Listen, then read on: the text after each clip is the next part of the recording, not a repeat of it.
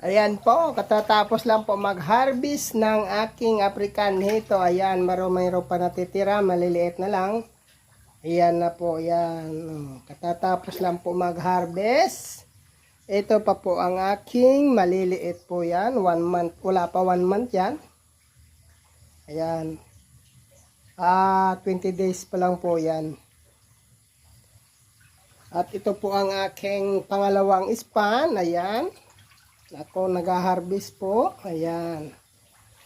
Bali po ang 1 kilo ay mayroon 4 na piraso. May mayroon 3. At may mayroon po siyang 2 piraso. Ang 1 kilo. Ayan. Ayan.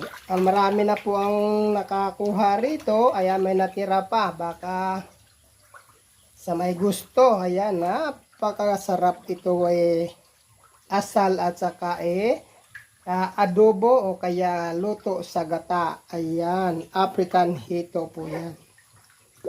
At yan. May meron pa po malalaki. Siguro mga 3, 1 kilo. Ayan, mga malalaki po yun. Ayan po ang 3 buwan nga pag-aalaga. Naka-harvest ka na ng African Hito. Ayan.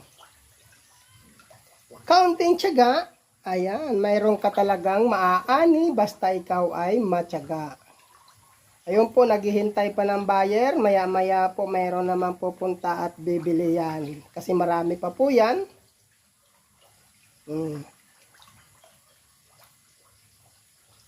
Harvest time po yan.